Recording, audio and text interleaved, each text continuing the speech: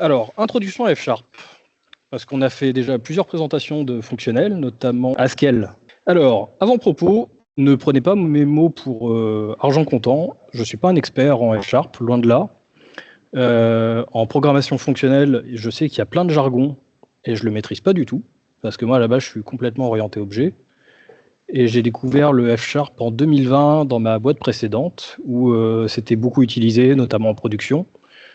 Et aujourd'hui, j'ai l'impression qu'il décommissionne un peu, mais bon, c'est pas mon problème. En tout cas, j'ai appris le F# à cette occasion et j'aime beaucoup ce langage. Et du coup, je me disais que ça pourrait être intéressant de le partager parce qu'il y a notamment certains paradigmes qu'on peut appliquer au C# et qui permettent notamment de, je pense, réduire la quantité de bugs dans notre code en appliquant quelques principes. Donc, n'hésitez pas à me corriger. Je vais sûrement faire des erreurs. Et haute précision, je vais faire beaucoup de fautes, je préviens. Alors, historique de F#, en gros feignant, j'ai utilisé ChatGPT pour me le dire, mais ça reste vrai. Ça a été créé chez Microsoft Research par un mec qui s'appelle Don Syme, c'est la référence côté F#. Donc c'est inspiré de ML, je sais pas ce que c'est, et OCaml, ça je sais ce que c'est. Donc ça mélange le fonctionnel et l'orienté objet, ce qui est assez pratique. C'est complètement interopérable avec .NET, avec C#. Bon, il y a quelques petites subtilités, mais globalement, c'est complètement interopérable. Donc, dans les deux sens, le F# peut appeler le C#, et le C# peut appeler du F#. Par contre, il y aura des fois une syntaxe un peu dégueulasse dans ce sens-là. L'appel de trucs statiques ou l'appel de propriétés qui sont autonomées par F#. Voilà. Open source, c'est quand même pas mal. Il y a une F# Software Foundation qui essaie de promouvoir F#, mais ça fonctionne pas forcément parce que F# reste très peu répandu. Mais le langage continue d'évoluer, reçoit des mises à jour. Moi, ça m'étonnerait pas qu'un jour Microsoft annonce qu'ils arrêtent de supporter le F#, mais bon. Quelques liens utiles. Donc FS Project, c'est une collection assez officielle, j'ai l'impression, de projets.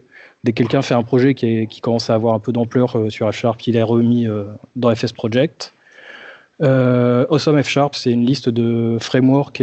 Si tu cherches un framework pour faire quelque chose, en général, tu trouveras sur cette liste-là. Que ce soit pour faire du web, pour faire des tests unitaires, enfin, il y aura tout là. Une cheat sheet, parce que c'est toujours pratique.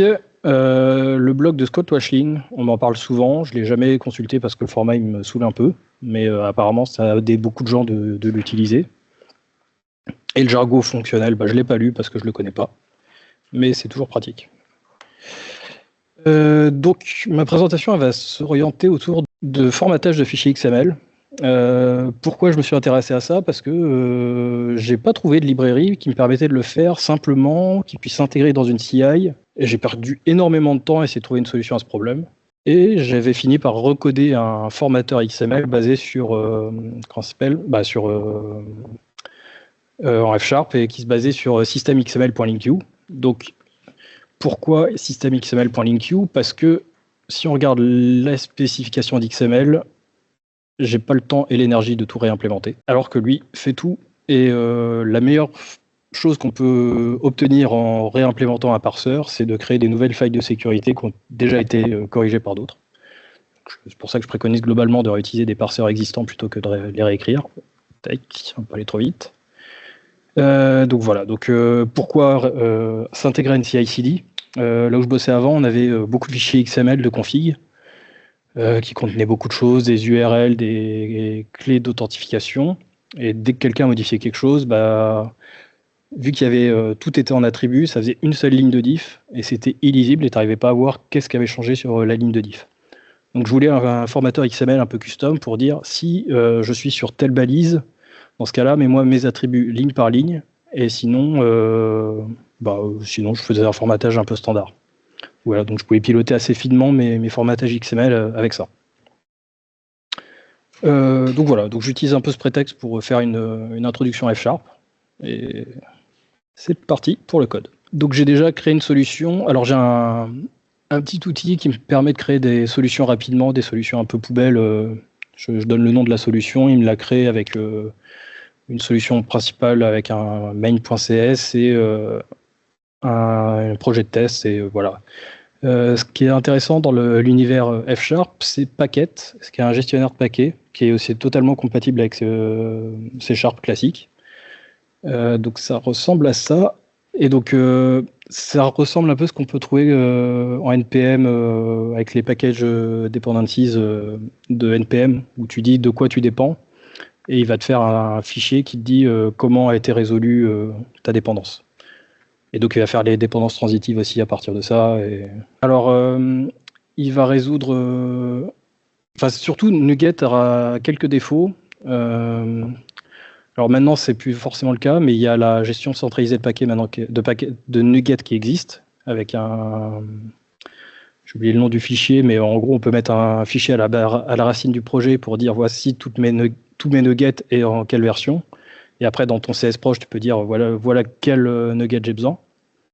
Et donc ça permet de centraliser tes versions, alors que historiquement tu avais un nugget référencé par CSproj et tu pouvais avoir des différences et des fois ça pouvait créer des références transitives un peu pourries. Et il y a aussi un truc, c'est qu'il ne gère pas forcément bien les montées de version au niveau des contraintes de dépendance. Si tu as un nugget qui te dit je veux tel package, et ce package dit je veux tel autre package en telle version, des fois il peut se mélanger les pinceaux entre le inférieur, supérieur dans les restrictions. Si tu rajoutes en plus à ça les versions de framework, des fois c'est un peu la merde. Package gère un peu tout ça de base. Les premières fois que j'ai utilisé ça, je me suis dit putain pourquoi on se fait chier avec cet outil de merde. Finalement, j'en suis bien content parce que tu as des lignes de commande et tu peux assez rapidement faire tes mises à jour. Tu fais un .NET Packet Update et tu as mis à jour toutes tes dépendances. Et il a tout résolu. Alors que sur ton IDE, il faut passer par là, manage NuGet Packages. Il va mettre un peu de temps à tout charger. Voilà, c'est un peu chiant. Ouais, pardon, tu as la question. Oui, alors la question c'est est-ce qu'on peut utiliser Packet avec un projet C#? Oui, on peut l'utiliser. Donc il faut un tool manifeste, et après tu peux ajouter ton tool Packet. Et il y a un autre tool aussi, alors on ne le voit pas là, c'est Fantomas qui permet de faire le formatage automatique du F# pour avoir un formatage consistant entre les différents pour les différents utilisateurs, quoi, que tout le monde utilise la même chose. Voilà. Quelqu'un a d'autres questions pour l'instant? Non. Donc voilà, Packet References, ce projet dit j'ai besoin de F# Core pour fonctionner. Et après, c'est Packet qui va se démerder pour résoudre ce truc-là. Donc voilà, donc quand je crée mon programme, c'est la base de mon programme. Donc j'ai commencé un fichier de test unitaire. J'utilise Verify pour faire du Golden Master Testing. C'est pas ça, Golden Master Testing? C'est des fichiers que j'ai générés avec ChatGPT aussi. Je lui ai dit donne-moi des fichiers XML d'exemple et il m'a fait des fichiers XML. Voilà, alors je vais coder, n'hésitez pas à m'interrompre. Donc en F#, on a des modules, des types. Tiens, je vais retourner sur la cheat sheet vite fait. Alors, dans les data types, on a les tuples. Donc, classiquement, comme chez les autres, c'est des tuples. Tac. Les records, c'est un peu ce qui se ressemble à des objets côté C#. Donc voilà, donc là, on a la déclaration de deux types, personne et car, donc leur propriété et leur type. Là, on déclare une instance de Paul. Donc, ah oui, en F#, il y a beaucoup d'inférences automatiques. Là, on essaie de créer un objet avec une propriété name et un age Paul. On lui a jamais dit que c'était une personne, mais le type le plus proche qu'il connaît, ça va être une personne. Du coup, il va déduire que c'est une personne. Des fois, c'est un peu le bordel.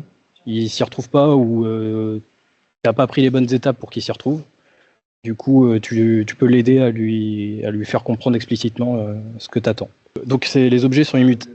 Ça ressemble à du ML, il paraît. Oui. ML et OCaml. Donc on peut créer un objet à partir d'un autre objet, le jumeau de Paul. Donc on va créer Paul with name Jim. Et donc on va reprendre toutes les propriétés de Paul, sauf name qu'on va modifier en Jim. Et donc ça sera bien deux instances différentes et les objets seront bien immutables. On a les records anonymes. Donc c'est comme les records et comme les objets anonymes en C#. Les unions discriminées. Alors ça c'est très intéressant. Il y en a aussi en Haskell. Remarque, il paraît que c'est plus lisible que Haskell.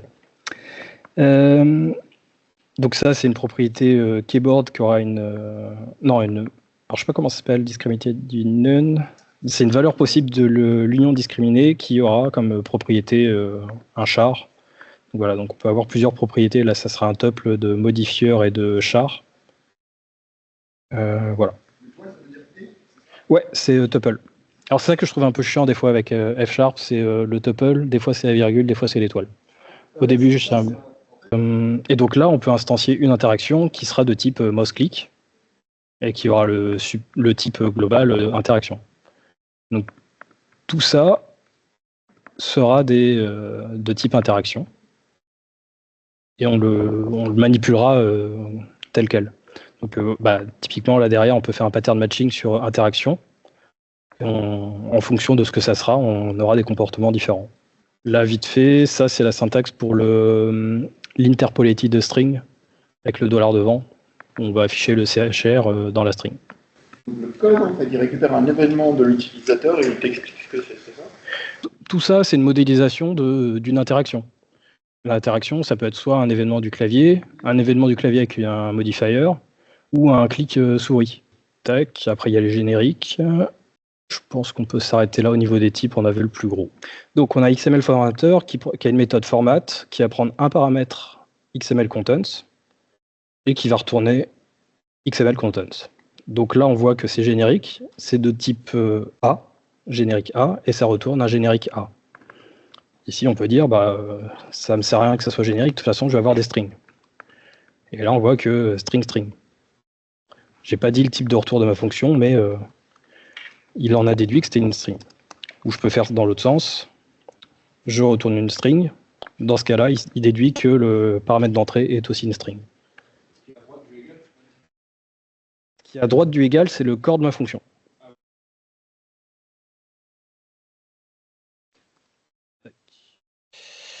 Mes tests unitaires. Donc, je vais lancer mon premier test unitaire. Donc voilà. Donc, j'ai exécuté mon test unitaire. J'ai reçu ce que j'avais envoyé. Et j'aimerais bien en fait que ça soit ça. Donc ça me semble pas mal. Donc je sauvegarde. Je relance mon test. Et normalement, il va être vert. OK. Bon, c'est bien gentil, mais bon, là, ça formate pas grand-chose. Donc, on va commencer à essayer de formater. Donc, j'ai dit que j'allais utiliser system_link_queue. Donc, let, c'est ma déclaration de variable, comme ma déclaration de fonction. Ah oui, petite précision, j'utilise Copilot parce que je suis un flemmard. Xdocument. Voilà. Ensuite, xdocument.toString. Est-ce que ça fonctionne? Non, je peux ne pas utiliser le préfixe à rallonge. Donc là, déjà, ça me retourne un document formaté. J'ai perdu la déclaration XML, mais je m'en fous un peu pour l'instant. C'est pas le but de l'exercice d'aujourd'hui. L'indentation est à 2 espaces, ça me va aussi. Donc, j'accepte ça. Moi, ça me va tout à fait. Voilà, pour l'instant, on a fait le taf, j'ai l'impression. Là, si on décompose un peu cette fonction, on a un let xdocument, donc je déclare une variable xdocument, dans laquelle je mets le résultat de la méthode parse, qui prend du texte et qui retourne un xdocument. Donc mon xdocument vaut bien un xdocument, et sur la méthode xdocument, j'ai un toString qui fait partie du framework qui me render le XML contenu par le xdocument. C'est bien joli, mais ça ne me sert pas à grand chose parce que ça va pas bien loin. Donc ce qu'on va faire maintenant, on va essayer de décomposer on va essayer de parser ce document un peu plus finement. Donc ce xdocument, il a une racine. Document.root. Donc c'est sur cet objet, c'est la racine du XML. Cette racine, donc j'ai fait un petit schéma de l'héritage, si je ne l'ai pas perdu, là. Donc le root, c'est un X container. Si je peux aller vérifier de toute façon. Ah non, c'est un X-element. Donc un X-element hérite de X-container, et X-document hérite de X-container. Et tout ça, c'est des X-nodes. Ok. Donc, je vais retourner dans mon code. Pas celui-là. Donc, ce qu'on va vouloir faire, c'est peut-être parcourir un peu tout le XML. Donc, on va faire un crawl node qui va prendre un node égal implémenté pour l'instant. Crawl node route. Ok. Ici, on va faire un petit peu de pattern matching. Donc, on a vu que route c'est un X-element. Donc, dans le pattern matching, je peux tester est-ce que cet objet est du type X-element. As X-element. Donc, tac. Là, ce que je fais, c'est donc du pattern matching. Donc, sur la variable node, je teste est-ce qu'elle est du type X-element. Et si c'est le cas, ça va être stocké dans la variable X-element. OK. Donc, tout ça, je vais aller le stocker dans un discriminated union de à ma sauce. My XML type. Okay, je renommerai plus tard. Pour l'instant, je mets ce qui m'inspire. Donc, on a un element, XML element.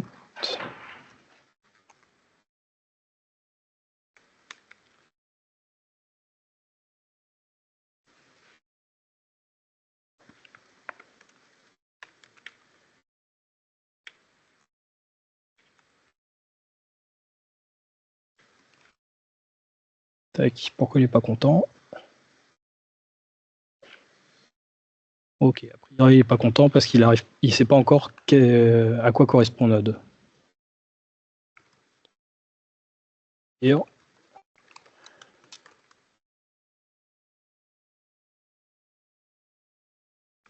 maintenant alors un autre truc que j'ai customisé, c'est j'ai mis warning as error FS025, c'est le numéro de l'erreur, qui permet d'avoir ça justement, de dire attention, t'as pas tout matché dans ton pattern matching.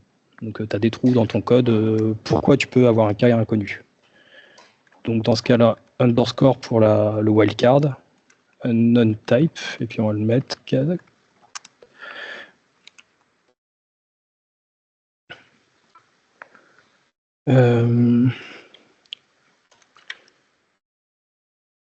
ensuite, on va faire un sprintf A. Je vais expliquer après. Hein.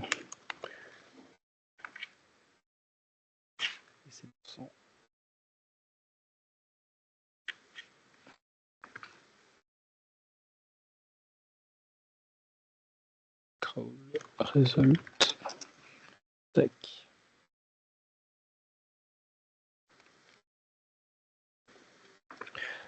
Donc là, on appelle la fonction crawlNode avec le paramètre route.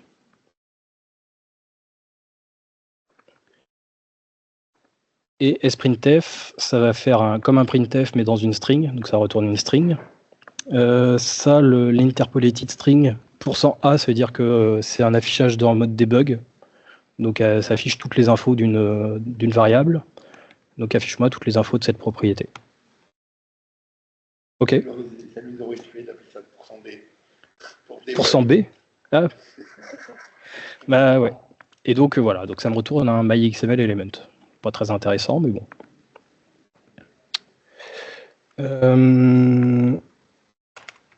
Donc ensuite, une fois qu'on aura notre element, on va peut-être vouloir le render en tant que string.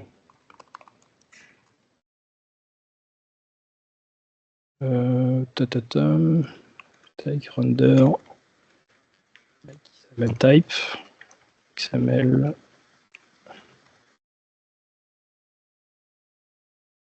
Ok. Donc maintenant mon crawl résulte. Rendered.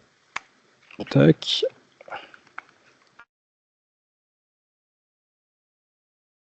On rejoue le test.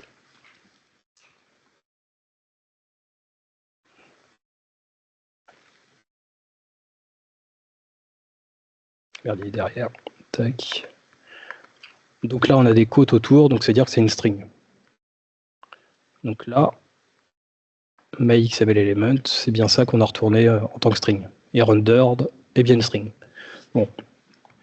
Ok, donc pour l'instant, ça ressemble pas trop à mon XML d'origine, pas du tout. Donc je vais vouloir ajouter la première balise, elle s'appelle note. Ok. Donc qu'est-ce que j'ai besoin? De quoi j'ai besoin? Du nom de ma balise. Tac. Ah, donc ça compile plus. Pourquoi? Ah là, il me dit ton discriminated union, il faut que j'ai la valeur. Tac, donc ici.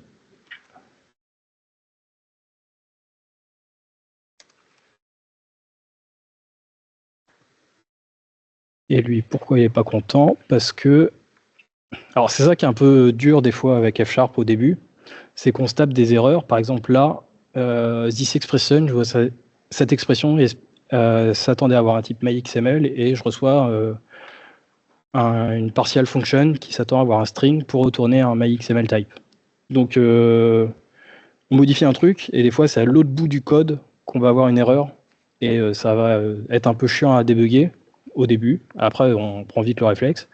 En fait c'est que là, si on regarde la signature de cette méthode, cette fonction, on voudrait retourner un myXML type, mais on passe juste un XML node et ça retourne une partial function qui attend une string pour retourner un myXML type. Parce que là, on a retourné le constructeur de myXML type.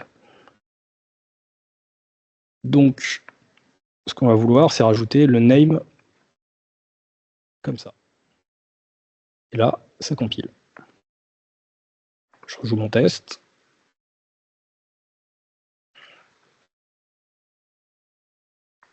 C'est toujours ta façon de jouer avec. Donc F# est un langage fortement typé, malgré le fait qu'on précise assez rarement les types des objets avec lesquels on travaille. C'est très agréable de... Alors moi j'ai beaucoup de mal avec les langages qui ne sont pas fortement typés, et du coup... Et là on peut retourner rendered directement.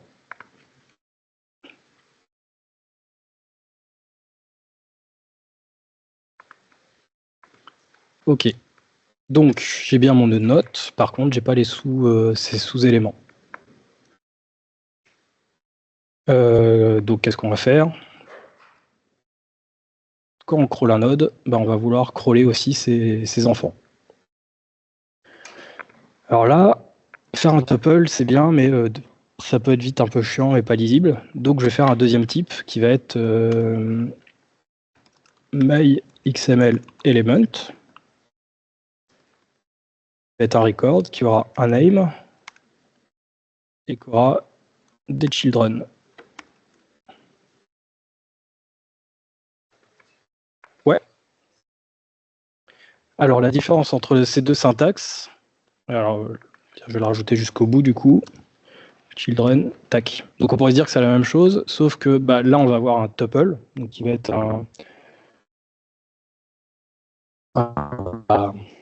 un tuple. En C#, ça va être plutôt stocké sur la stack et pas sur la heap.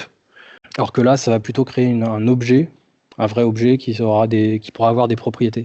Par exemple, là, je peux faire un with member toString et ça va rajouter une propriété toString à myXML element. Et je vais pas pouvoir faire ça sur le discriminated union. Définir une interface du toString, ouais, tu dois pouvoir le faire. Parce qu'un type peut hériter d'une interface aussi, par exemple. Il peut implémenter une interface. D'accord. Mais alors il y a aussi des trucs, et là ça devient encore plus le bordel, mais on s'y retrouve facilement. Oui, j'ai mes petits raccourcis dans Rider.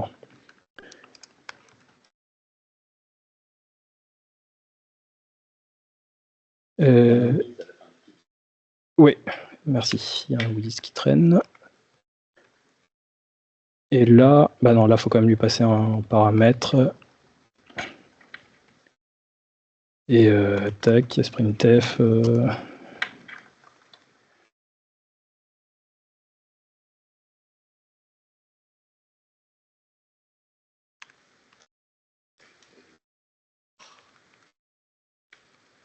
Tac.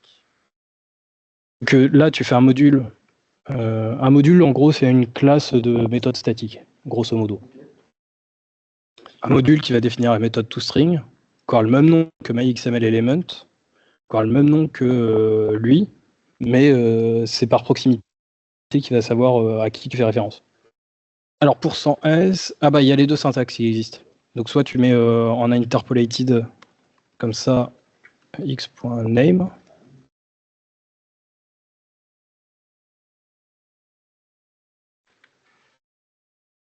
Voilà, ça fait la même chose. Ça fait la même chose. Oui, ça fait la même chose.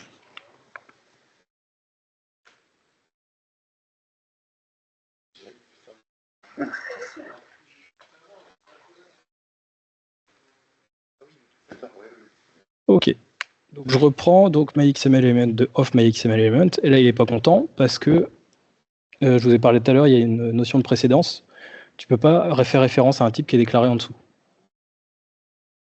Par contre, tu peux créer des types récursifs avec le end.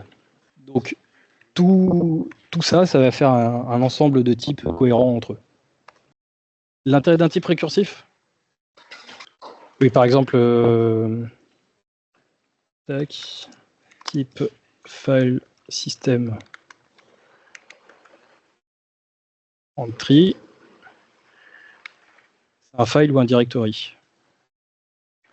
Et donc un directory, ça a un nom et ça a une liste de file system entry. Donc là, c'est directement récursif, mais tu aurais pu dire que ton file, c'est off file, et lui, c'est off directory, et que tu définis ton file comme ça, et ton directory.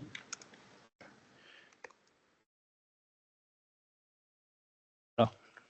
Là, tu as un type récursif, et tu peux pas définir voilà, l'un sans l'autre, quoi. Ok, donc myXMLElement. Donc là, on va retourner à le constructeur de myXMLElement. On voit que le type a changé. Il veut que quoi? Il veut un myXMLElement. Donc on va lui passer un name et un children. Tac. Donc c'est bien ça que je voulais. Donc je veux le name, donc c'est le local name, et les children, c'est les nodes de cet élément. Donc je vais faire un sec.map. Donc le sec en F#, c'est l'équivalent des enumerables en C#. Donc map cette séquence, donc map ce enumerable avec cette fonction. Donc là c'est la même fonction, donc je vais faire une fonction récursive. Et ensuite list of sec, ça veut dire que le... Ah oui, donc pardon, je grille les étapes, n'hésitez pas à m'interrompre. Ça c'est l'opérateur de piping. Donc ça va être poussé en paramètre à ça. Si on regarde la signature de ça, on va regarder sec.map. Sec.map, ça prend une méthode de mapping et une source. Et ça va retourner une séquence du type mappé. C'est OK pour tout le monde? OK, je vois des oui partout, je continue. Et ensuite, list of sec, ça va prendre une sec et ça va le transformer en liste. Liste, c'est une liste chaînée, c'est immutable. Donc les éléments sont ajoutés à la tête et on ne peut pas modifier les éléments dedans. C'est un peu chiant des fois parce que quand tu veux itérer, tu te retrouves avec la liste dans l'ordre inverse, donc il faut faire un reverse sur ta liste à la fin. Voilà. Alors je vais peut-être renommer ces trucs-là parce que c'est assez confusant de tout appeler de la même façon. Alors désolé, les noms vont être pourris, mais c'est vraiment pour qu'on s'y retrouve. Et donc là, on voit bien que crawl node, ça va retourner un myXML type, donc lui. Même si je retourne un AXML element, on peut pas. C'est ça là-dessus que j'étais un peu dérouté au début. On peut pas manipuler une branche du discriminated union séparément. Tu es obligé de manipuler tout le type ou rien. Si tu veux l'éclater, faut faire un pattern matching et récupérer les éléments à l'intérieur. Mais tu peux pas dire je veux juste la variable AXML element, c'est pas possible. Tu es obligé de tout faire comme si c'était. C'est ça, il disait que le union type en TypeScript il se comporte pareil parce que justement tu es obligé de manipuler tout de la même façon tout le temps. Au début c'est perturbant, quand on commence en F#, tu as vraiment envie de l'éclater le truc et de te dire non c'est chiant, je veux pas faire ça. Mais à la longue tu comprends la logique du langage et c'est plus simple et tu modélises mieux tes objets à partir de ça je trouve. Donc là j'ai un problème d'indentation je pense. Tac. Ok. Là il est pas content parce que j'ai une complète et lui c'est pas bon. Ok, donc normalement c'est ça. Il est content. Là, lui, il est plus content parce que c'est plus une string, mais c'est un objet. On nomme XML element.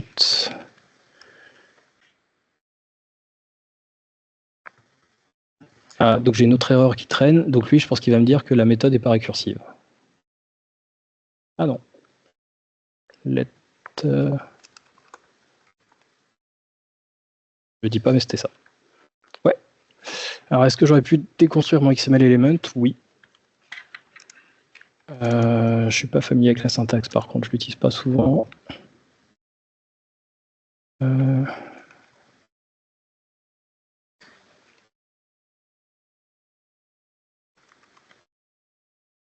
Alors c'est quoi? Name.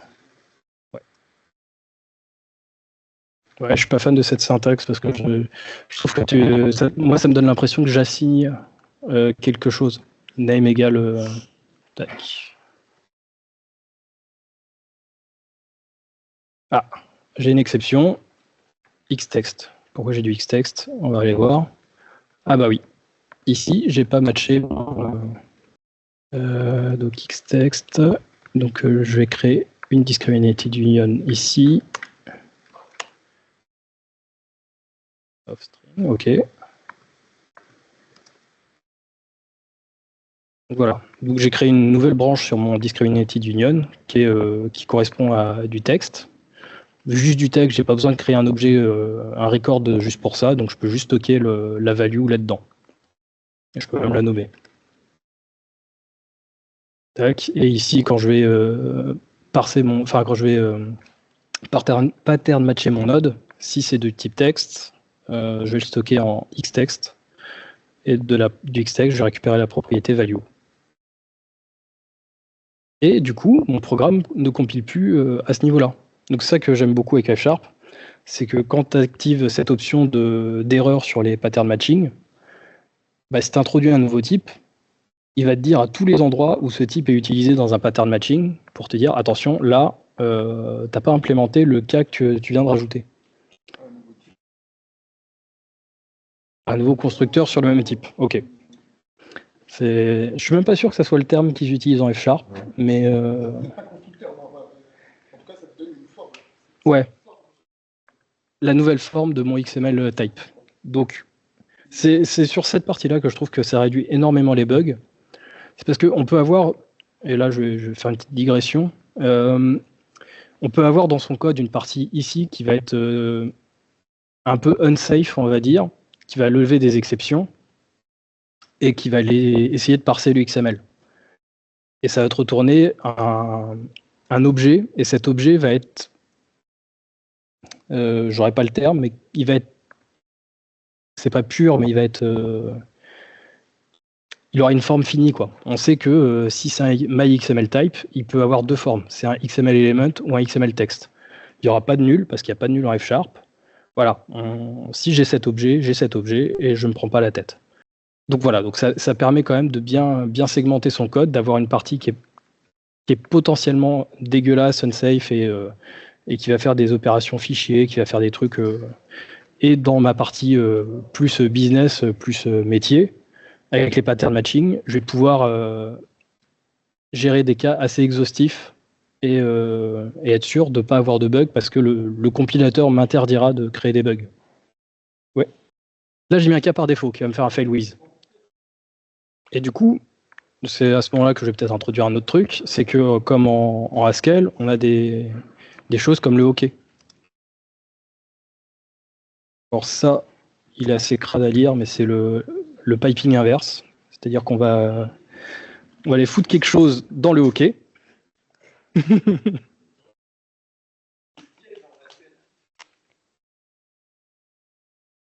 Tac. Donc, et là, bah, sur...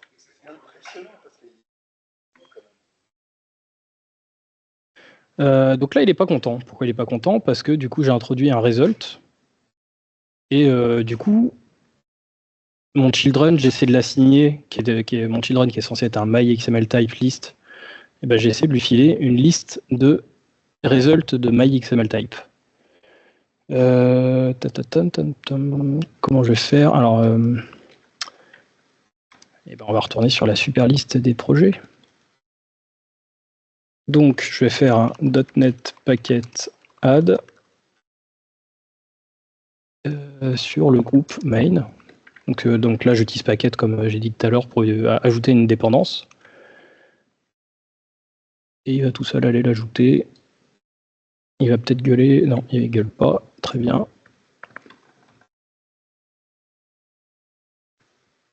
Ah, il ne me l'a pas ajouté ici. Tac.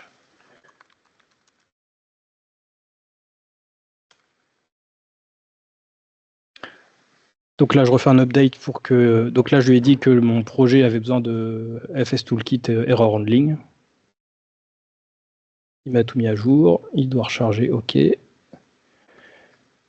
maintenant, je devrais avoir accès... Alors, je vais utiliser ça. Tac. Donc, j'introduis une variable pour mes children.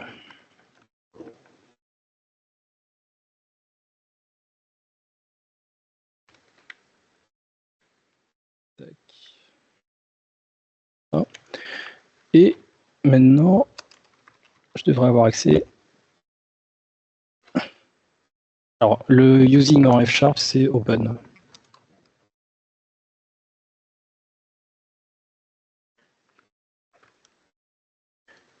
Et là, j'ai accès à une méthode qui s'appelle traverse result. C'est celle-là. Voilà, je pense que c'est ça. Okay, elle fonctionne que avec des listes. Donc je vais me débarrasser du sec et je vais directement faire un list of sec ici. Et lui, il prend une fonction. Tac, voilà.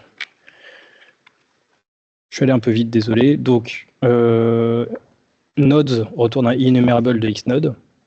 Offsec, on transforme cette séquence de xnode en liste de xnode.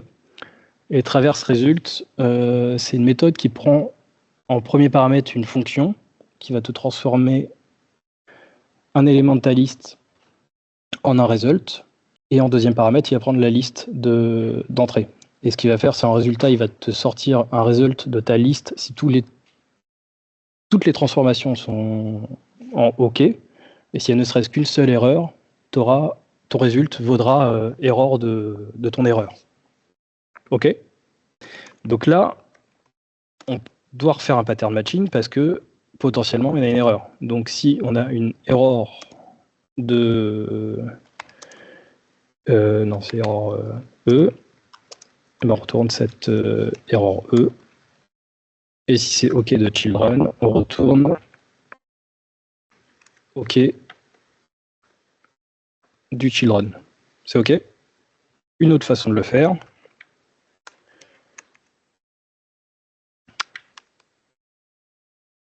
Result.map. Donc, je vais aller un peu vite. Tac, je vais réduire. Tac. Là, on a notre liste de nodes. Enfin, notre séquence de nodes qu'on transforme en liste de nodes.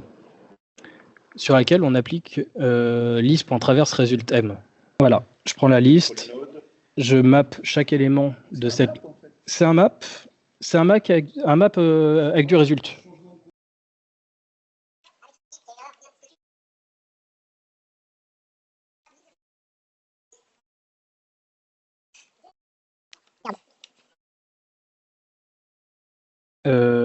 Pourquoi il n'est pas content? T'es bugué pour ce qu'il y a dans Children. Ça m'intéresserait. Ouais. Ouais. Alors j'essaie de comprendre pourquoi il veut plus que je compile. Si, là c'est bon. Ok. Et donc faut qu'on résolve cette partie-là. Donc texte, on affiche la value. Ok. Et lui, pourquoi il n'est pas content? Avec roll result. Et donc là, sur le format. Ici, ouais. Et donc là, du coup, on peut faire match crawl result with. Error E. Oui, après, on peut faire un map aussi si tu veux. Tac, on fait comme ça. Ok de. Après, là, c'est intéressant de faire comme ça aussi pour montrer que tu vois, il s'attend que les deux côtés aient la même. Il veut les deux côtés du match, il veut qu'il ait le même type de retour. Donc là, il n'est pas content parce que là, je retourne une string, alors que de ce côté-là, je retourne un result, le cas erreur de result. Il faut bien que je retourne un OK. Et effectivement, ça, on peut faire la même chose avec crawl result, result.map, comme ça. Ouais, c'est que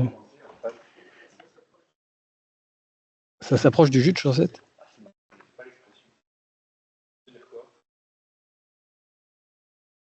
Tu captes pas? Ce qui m'a vraiment aidé, c'est, je sais pas si vous connaissez l'Advent of Code.